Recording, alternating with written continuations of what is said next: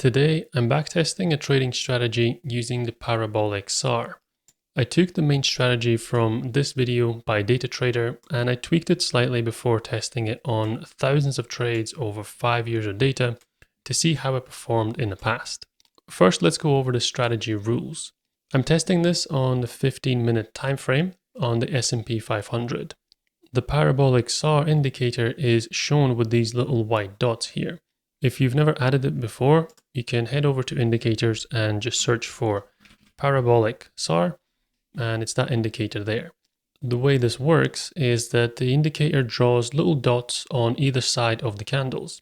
And when these dots switch position from one side to the other, that can potentially indicate a start of a reversal. So at the core of the strategy, we're looking for these flips from one side to the other to get our trading signals.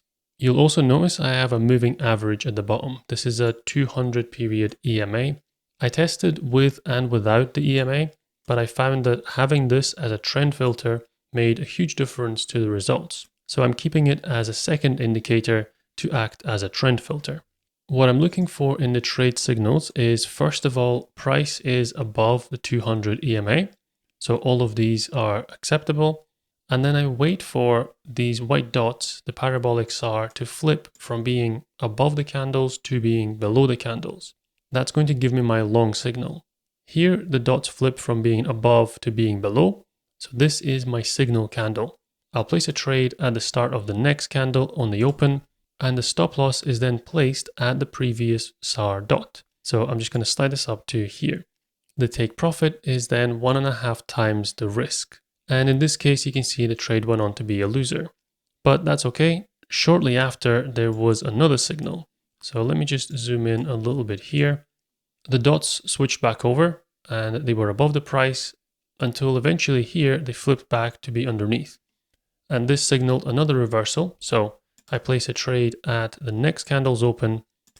And again, I put my stop loss at the previous SAR dot. Aim for 1.5 times risk to reward, or reward to risk, and this time it went on to be a profitable trade here. But then what you notice after is that there's another signal just a few candles later. So the SAR flips back above and then immediately on the next candle flicks back down below. This gives me another trade to get into. So the signal is this candle, because that's where it flipped from being above to being below. The entry goes at the open of the next one. Stop loss is here, and 1.5 take profit. And then if I keep going, there's another similar scenario where I've got just 2 SAR dots flipped to the other side, and then it flips back again. So that gives me a third entry in a row. This is the signal candle. Entry goes here. The stop loss is quite big, goes down here. And the take profit, again, we aim for 1.5 to 1 reward to risk. When I initially saw these trades, it made me question whether having just 1 dot or 2 dots before the SAR flips back over again is an acceptable signal.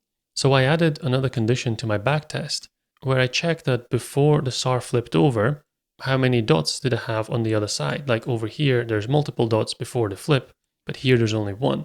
And I added a condition to make sure that I only take trades if there is a minimum number of them, like 5 or 10 before a flip. But what I found was that it actually made the results a lot worse. And instead, it was better to treat each signal as its own trade and take them all one by one like this. So having multiple dots on the opposite side before the flip didn't improve the results. In fact, it made the backtest worse. Because the SAR is based on a price, if there is a big movement, then there will occasionally be times where the dots are really far away from the actual price. In this case here, for example, there's a flip in the SAR, so that gives the potential reversal signal, and the price is above the 200 EMA. So my entry would be on the open of this candle, but if I was to place my stop loss as per the rules on the previous SAR, it would be a massive stop. So I added an extra condition that the stop size can never be bigger than 2 times the average true range, the ATR. And I've coded that into the backtest, so it always checks how far away this dot is, how big this stop would be normally. It compares that to an ATR-based stop, and it chooses the smaller of the two. The same strategy applies for short trades, but this time I'm looking for price to be below the 200 EMA. but I'm still waiting for a flip from one side to the other with the dots, but this time it's got to be in the other direction. So they have to be underneath the price and then flip over to be above the price. So here we get the flip on this candle. The price is above the 200 EMA. The entry would go at the open. The stop loss is the previous dot. And then we're aiming for 1.5 times reward to risk. So that's the strategy rules defined. Now let's jump over to the backtest and quickly go over some of the parameters here. Testing on the 15-minute time frame on the S&P 500. I did also test this on Bitcoin and Forex, and I will show those results later on. The starting balance of 100, risking 2% per trade. I defined various market times like the open and close, as well as a last entry time, because I wanted to see whether time of day affects the strategy. But after testing it, it seemed like it didn't make any difference, and it didn't matter when these trades were taken.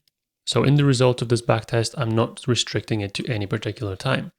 The min SARs is the number of dots on the opposite side before a flip. So that goes back to what I was saying earlier, that in some trades, there's only 1 or 2 dots on the opposite side before we flip. I added that variable as a way of restricting it to a minimum number before it flips over.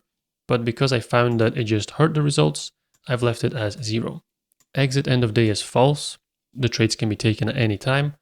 And then I have a 200 period EMA for the trend filter. I'll start off testing just long, but I have also tested short trades, which I'll show later on.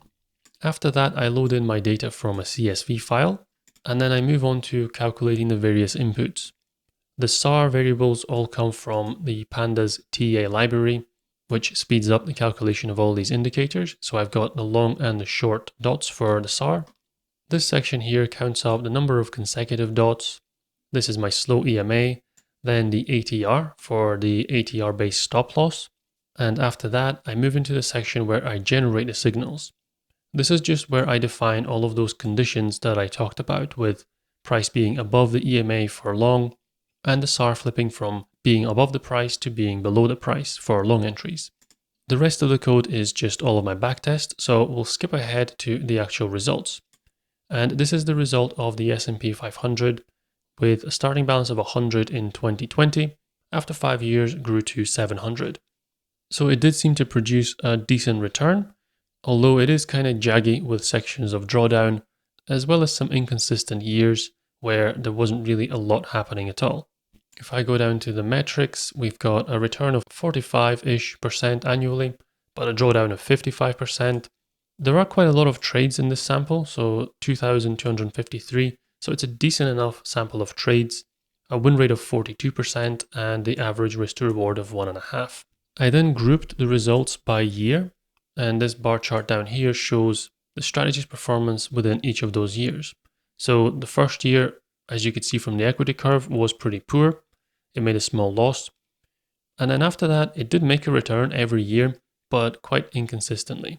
I will compare that to buy and hold over the same period, and I will also generate an equivalent number of random trades, but I will give those trades the same stop loss and take profit conditions, which will give me a useful comparison. Here I have all of the results on the same chart. The blue line is the strategy just as before.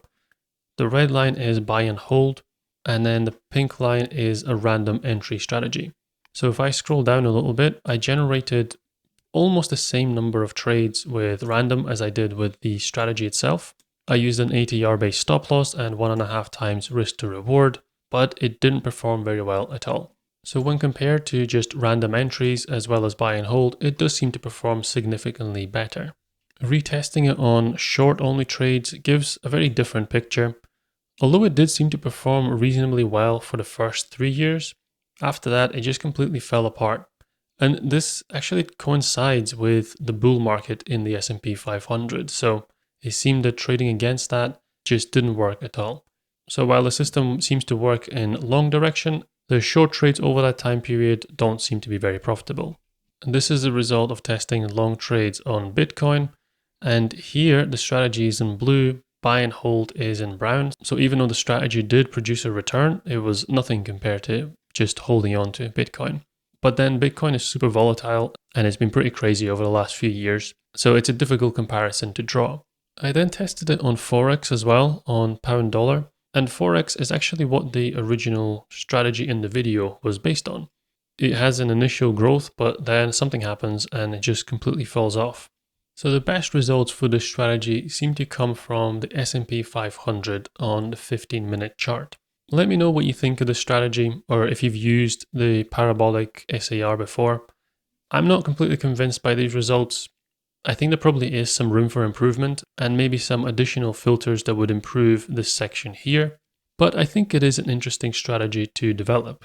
If you have any strategies that you would like me to test out, then just drop them in the comments and I will try to backtest them.